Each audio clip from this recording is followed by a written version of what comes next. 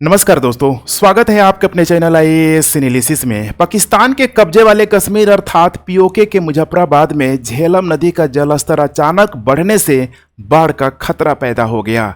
यहां देख सकते हैं स्थानीय प्रशासन को इमरजेंसी डिक्लेरेशन करना पड़ा। कई सारी वीडियो वायरल हो रही है जिसमें चारों तरफ अफरा तफरी मची हुई है। दूसरे वीडियो में लोकल लोग बता रहे हैं कि पानी 10 फीट से अधिक बढ़ गया है। देखा जाए तो यदि भारत ने जानबूझकर पानी छोड़ा है तो यह पहलगाम हमले के जवाब में एक रणनीतिक कदम हो सकता है, क्योंकि 1960 में हुई जल संधि को भारत ने ऑलरेडी सस्पेंड कर दिया है, जिसका सीधा सा अर्थ है भारत अब पाकिस्तान से इन नदियों का डेटा शेयर नहीं करेगा।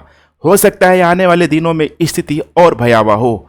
वहीं पाकिस्तान का दावा है कि भारत ने बिना किसी पूर्व सूचना के झेलम नदी में पानी छोड़ा, जिससे पीओके में बाढ़ का खतरा पैदा हो गया। देखा जाए तो झेलम नदी में बाढ़ की यह घटना दोनों देशों के बीच तनाव को एक नए स्तर पर लेके जा सकती है, लेकिन इतने साल से भारत और भारतीयों को आतंकवाद का दंश झेलना पड़ रहा, निर्दोष लोगों की हत्याएं की जा रही है। दुनिया का कोई भी देश इतना सहन नहीं कर सकता है। इजराइल और अमेरिका, खासकर पश्चिमी देश तो बिल्कुल कभी नहीं। याद है ना अमेरिका 9/11 का कैसे यहाँ पे बदला लिया हुआ था। आइए अब हम लोग समझते हैं कि आखिर झेलम नदी के बाढ़ से पाकिस्तान में क्या प्रभाव पड़ेगा। नए लोग हैं तो चैनल को सब्सक्राइब जरूर कर लीजिए। आइए मैप के माध्यम से हम लोग समझने का प्रयास करते हैं कि आखिर पाकिस्तान का कौन सा इलाका ज़्यादा अफेक्टेड हुआ है और इससे आने वाले दिनों में क्या प्रभाव पड़ने वाला है। तो सबसे पहले यहाँ पे हमें बता दूं कि कल ही अर्थात 26 अप्रैल 2025 को दोपहर में झेलम नदी का जलस्तर तेजी से बढ़ गया, जिससे मुजफ्फराबाद का जो कई सारा क्षेत्र है, जैसे इसमें काफ़ी इंपॉर्टेंट क्षेत्र है, जैसे ये वाला जो इलाका आप देख पा रहे हैं झेलम वैली का ही इलाका है, जिसको हटियन बाला के नाम से जाना जाता है। उसी तरीके से गारी दुपट्टा है, जैसे इधर इधर आएंगे अंदर की तरफ गारी दुपट्टा, मजोई, कई सारे ऐसे क्षेत्र हैं जहां पे बाढ़ की स्थिति पूरी तरीके से पैदा हो गई है। माना जा रहा है कि पानी को छोड़ा कहां से गया है। ठीक है, तो पानी को देखिए छोड़ा गया है, जिसका हमेशा से पाकिस्तान के द्वारा क्रिटिसाइज किया जाता है। जो डैम है, हाइड्रो इलेक्ट्रिसिटी पावर प्लांट है, उसका नाम है किशन गंगा और उरी डैम से। उरी से तो आप लोग भली भांति यहाँ पे वाकिफ होंगे। तो आइए यहाँ पे मैं दूसरा लोकेशन दिखाने की कोशिश करता हूँ, किशन गंगा। ठीक है, किशन गंगा देखा जाए तो दोनों ही किशन गंगा और ये जो उरी जो डैम है, दोनों ही झेलम नदी पे ही बनाया गया है। लेकिन अगर हम लोग पर्टिकुलरली इस किशन गंगा की बात करें तो यह किशन गंगा रिवर पे ही यहाँ पे बनाया गया है, देख पा रहे हैं। लेकिन ये झेलम की ही सहायक नदियाँ है जो अंततः जाके झेलम में मिल जाती है।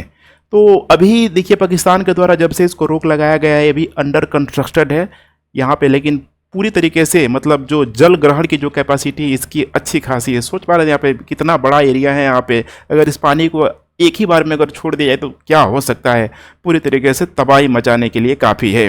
वैसे ही यहाँ पे उरी की भी हम लोग बात कर लेते हैं। देख पा रहे हैं वहीं सहायक नदियाँ इधर आके, ठीक है, झेलम में आके मिल जाएगी। और ये रहा आप लोगों का झेलम नदी, और झेलम नदी के बिल्कुल नहीं देख पा रहे यहीं पे बनाया गया है, आपको दिखाई दे रहा है झेलम नदी पे ही बनाया गया है। इस Uri hydro electricity power project को यहाँ पे बनाया गया है। दोनों ही यहाँ पे झेलम नदी पे ही बनाया गया, लेकिन एक जो है उसकी सहायक नदी है Kishan Ganga hydro electricity power plant. इसके अलावा जो Uri hydro electricity power plant, दोनों का ही पाकिस्तान के द्वारा मैंने बताया जब 1960 में जब यहाँ पे ट्रीटी साइन की गई थी, तो इसके कंस्ट्रक्शन को लेकर पाकिस्तान का हमेशा से ऑब्लिगेशन रहा है। हमेशा से उसने इस पे ठीक है एलिगेशन लगाया है कि इससे पानी का बहाव यहाँ पे कम हो जाएगा। लेकिन अभी आप लोग देख पा रहे हैं भारत ने इन्हीं 2 डैम से पानी छोड़ा हुआ है। कल ही पानी को यहीं से रिलीज किया गया है। आई होप इस बार वाटर फ्लो को लेकर कोई कंप्लेन नहीं आएगी। अब यहाँ हम अपनी नेक्स्ट बात करते हैं कि भारत ने अचानक झेलम नदी के जल द्वार क्यों खोल दिए, आखिर बाढ़ की स्थिति क्यों पैदा की गई। देखिए इस स्ट्रेटजी को लेके कुछ लोग बढ़ते हुए नजर आ रहे हैं। इससे क्या होगा कि मतलब कुछ लोगों को बोलना है कि वहाँ के सिविलियन को काफ़ी बड़े मात्रा में नुकसान होगा, निगेटिव इम्पैक्ट भी पड़ेगा। देखिए इस बात से हम भली भांति ठीक है सहमत है कि वहाँ के सिविलियन को नुकसान होगा ही होगा, लेकिन आप लोगों को यह भी समझना है कि अभी जो करेंट सिचुएशन है, खासकर पीओके में देखेंगे तो पाकिस्तान के द्वारा बड़े मात्रा में मतलब हथियार हो गया, टैंक हो गया, बंदूकें, गोला बारूद सब यहाँ पे पहुँचाया जा रहा है। अगर हम लोग पीओके की बात करें तो इस मैप में आप लोग देखिए यही है पूरा जो एलओसी है, यहाँ पे लाइन ऑफ एक्चुअल जो कंट्रोल है यहीं पे आपको देखने के लिए मिल जाएगा। दोनों मैप का आप लोग ध्यान से देखिए। और अभी हम लोग जो बात कर रहे हैं एलओसी की, यहीं पे देख पा रहे हैं यहाँ पे मुजफ्फराबाद यहाँ पे है, तो ऐसे ही यहाँ पे टेढ़ी मेढ़ा यहाँ पे इस एलओसी को यहाँ पे खींचा गया है, कुछ जगह ऐसे करके यहाँ पे खींचा गया है, ठीक है। और हमारा जो बॉर्डर जो डिस्ट्रिक्ट है जैसे कि कुपवाड़ा है, इसके अलावा बारामूला है, पूंछ है, राजौरी है, यहाँ पे ये सारे जो एरिया है बड़े मात्रा में देखा जाए तो टेररिस्ट से यहाँ पे अफेक्टेड है ही है। अब ऐसे में यहाँ पे झेलम नदी का पानी छोड़ा गया है, इससे आप समझ सकते हैं कि पीओके का एक बड़ा जो हिस्सा है, खासकर इन सारे जगहों पे बड़े मात्रा में सैनिकों की आवाजाही हो रही है। ट्रूप का जो एसेट है पूरी तरीके से एक दूसरे जगह पे यहाँ पे मतलब कह सकते हैं भेजा जा रहा है। तो अब ऐसे में वो पूरा जो इलाका होगा पानी से या फिर कीचड़ से भर गया होगा, जिसके वजह से हथियारों का मूवमेंट, सैनिकों का मूवमेंट करना इतना आसान नहीं होगा। अब आइए बात करते हैं, यहाँ पे चेतावनी जारी की गई, चूँकि हटिया बाला प्रशासन ने इलाके में इमरजेंसी लगाते हुए, मतलब भारत ने कोई डेटा नहीं शेयर किया। अब भारत ने इसके अलावा देखा जाए तो ऑफिशियली कोई ऐसा, ठीक है, मतलब बोला भी नहीं है कि पानी हमने रिलीज किया है, बोलेगा भी नहीं भारत अभी जो सिचुएशन है। तो इसके वजह से हटियन बाला प्रशासन ने इमरजेंसी, ठीक है, इलाके में पूरी तरीके से इमरजेंसी लगा दिया हुआ है, अस्थायी शिविर स्थापित कर दिया हुआ है और कई सारी बचाव दलों को वहाँ पे तैनात कर दिया गया है। जिला आयुक्त है वहाँ के बिलाल अहमद के द्वारा बोला गया है कि हम पूरी कोशिश कर रहे हैं लेकिन हालात बहुत चुनौतीपूर्ण है। अधिकारियों ने लोगों से अपील की है कि वे नदी किनारे से जाने से बचें और पशुओं को भी पानी के नज़दीक न लेके जाएं। इसके अलावा देखा जाए तो मुजफ्फराबाद जो जिला प्रशासन है, जो डिस्ट्रिक्ट का जो जिला प्रशासन है यहाँ पे, उसने भी और स्थानीय प्रशासन ने भी आरोप लगाया कि भारत ने जम्मू कश्मीर के अनंतनाग जिले से, यही जो अनंतनाग जिले आपको दिखाई दे रहा है, ऐसे ही आपको, ठीक है, मुजफ्फराबाद यहाँ पे ऐसे नदी आके नीचे आके, ठीक है, यही नदी आके झेलम जो नदी है चेनाब नदी पे आके मिल जाती है। तो बिना सूचना के छोड़ा गया, जिसकी वजह से ये समस्या हो रही है। तो ये देख पा रहे हैं यहाँ पे मैप में यही है, इधर ही नीचे की तरफ से एक वेरीनाग लेक है, यहीं से झेलम रिवर यहाँ पे निकलेगी और ऐसे देख पा रहे कुछ कर्व टाइप के बनाते हुए ऐसे आके फिर, ठीक है, और ये चेनाब रिवर पे आके मिल जाती है। अब आइए बात करते हैं झेलम नदी और इसका इम्पोर्टेंस क्या है। देखिए झेलम नदी सिंधु नदी की एक प्रमुख सहायक नदी है, जम्मू कश्मीर की वेरीनाग लेक से यहाँ पे निकलती है। 725 किलोमीटर भारत में बहती है, उसके बाद से पाकिस्तान के पंजाब में चिनाब में जाके मिल जाती है। यहीं पे आपको, ठीक है, पाकिस्तान का जो पंजाब का क्षेत्र है देखने के लिए मिल जाएगा। यह नदी देखा जाए तो भारत और पाकिस्तान दोनों के लिए काफ़ी मायने रखता है। भारत के कश्मीर घाटी में झेलम नदी में, मतलब झेलम नदी का जो पानी है उसका सिंचाई हो गया, पर्यटन, जैसे कि इसमें जो भी लेक्स वगैरह है इसी झेलम नदी को जैसे जिंदा रहता है और लोग। डल लेक है, इसके अलावा वुलर लेक है, काफ़ी इंपॉर्टेंट। इसके अलावा आप लोगों ने देखा कि कई सारा हाइड्रो इलेक्ट्रिसिटी पावर प्लांट भी वहाँ पर डेवलप किया जा रहा है। वहीं पाकिस्तान के मुजफ्फराबाद सहित पीओके और जो पंजाब का जो एरिया है, इन सारे क्षेत्रों में देखा जाए तो झेलम नदी कृषि और जल आपूर्ति दोनों के लिए काफ़ी मायने रखता है। अब ऐसे में इस एक्सीडेंटल एक्टिविटी से देखा जाए तो पाकिस्तान पूरी तरीके से बौखला गया है। देख पा रहे हैं पाकिस्तान ने इस घटना को भारत की पानी की आक्रामकता करार देते हुए अंतर्राष्ट्रीय समुदाय से हस्तक्षेप की मांग की है।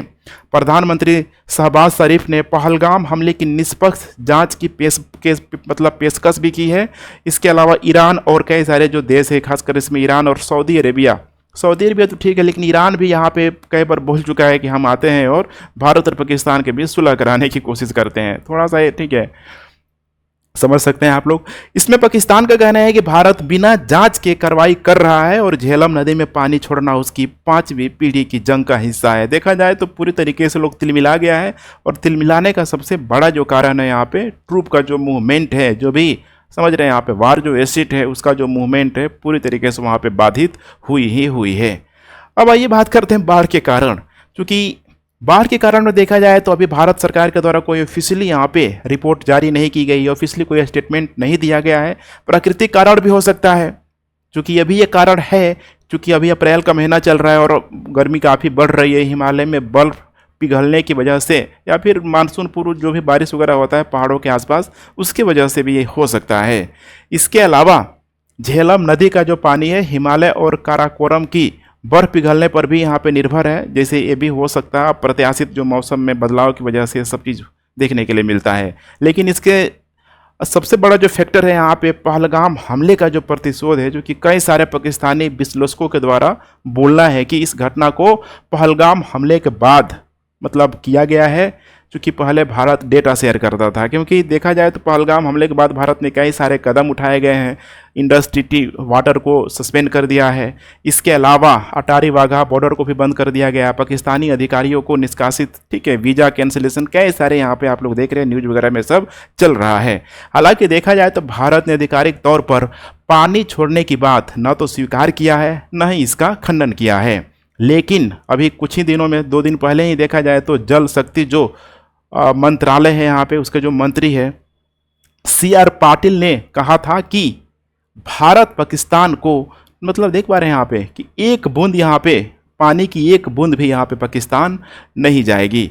इसके अलावा देखा जाए तो सोशल मीडिया और कुछ भारतीय मीडिया में भी इसे पाकिस्तान का सबक सिखाने की कार्रवाई के रूप में प्रचारित किया जा रहा है। कई सारे, मतलब ट्विटर में देखेंगे तो बिल्कुल बाढ़ आ गया है। इसको फ्लड जिहाद का भी नाम दिया जा रहा है। पाकिस्तान को बाढ़ से और सूखा से मारने के भी यहाँ पे रणनीति बताया गया। यह बाढ़ देखा जाए तो चाहे जानबूझकर हो या प्राकृतिक हो, भारत पाकिस्तान के संबंधों में देखा जाए तो तनाव के, मतलब समझ रहे, एक तनाव के एक नए बिंदु को एक अलग स्टेज पे लेके जाना है, इतना तो तय है। आप लोगों की क्या ओपिनियन है नीचे कमेंट करके बता सकते हैं। Thanks for watching. जय हिंद।